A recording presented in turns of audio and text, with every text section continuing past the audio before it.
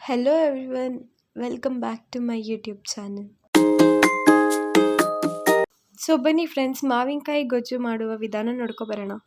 ಇದಕ್ಕೆ ಬೇಕಾಗಿರುವ ಸಾಮಗ್ರಿಗಳು: 2 ಟೀ ಸ್ಪೂನ್ ಎಣ್ಣೆ, 1 ಟೀ ಸ್ಪೂನ್ ಸಾಸಿವೆ, 8 ರಿಂದ 10 ಬೆಳ್ಳುಳ್ಳಿ, 11 ರಿಂದ 12 ಕರಿಬೇವಿನ ಎಲೆ, ಹಾಗೆ ಹುರಿದು ರುಬ್ಬಿಟ್ಟುಕೊಂಡಿರುವಂಥ ಮೆಂತ್ಯ ಜೀರಿಗೆಯ ಪುಡಿ, ರುಚಿಗೆ ತಕ್ಕಷ್ಟು ಉಪ್ಪು, ಖಾರದ ಪುಡಿ, ಹಾಗೆ ಸಿಪ್ಪೆ ತೆಗೆದು ತುರಿದಿಟ್ಟುಕೊಂಡಿರುವಂಥ ಮಾವಿನಕಾಯಿ.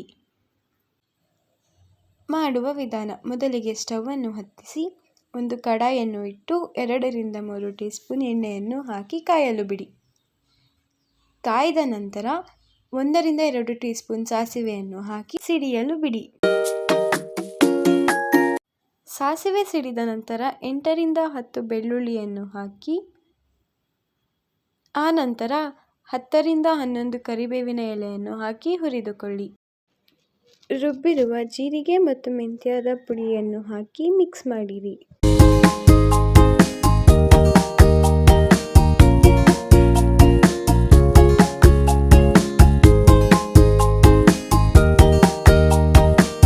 ನಂತರ ರುಚಿಗೆ ತಕ್ಕಷ್ಟು ಉಪ್ಪು, 2 ರಿಂದ 3 ಟೀ ಸ್ಪೂನ್ ಅಷ್ಟು ಖಾರದ ಪುಡಿಯನ್ನು ಹಾಕಿ ಮಿಕ್ಸ್ ಮಾಡಿಕೊಳ್ಳಿ.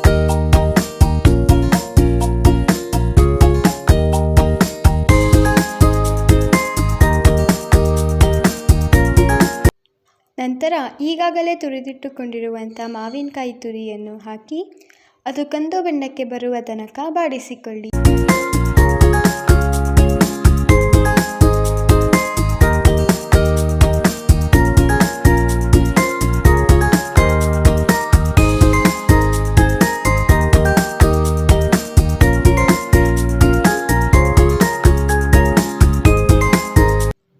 ರುಚಿಯಾದ ಮಾವಿನಕಾಯಿ ಗೊಜ್ಜು ಬಡಿಸಲು ಹಾಗೂ ಸೇವಿಸಲು ಸಿದ್ಧ.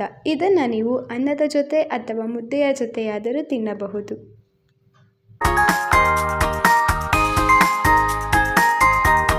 ನಿಮಗೆ ನಮ್ಮ ರೆಸಿಪಿ ಇಷ್ಟವಾಗಿದ್ದರೆ ಲೈಕ್ ಮಾಡಿ, ಸಬ್ಸ್ಕ್ರೈಬ್ ಮಾಡಿ, ಶೇರ್ ಮಾಡಿ. ಧನ್ಯವಾದಗಳು.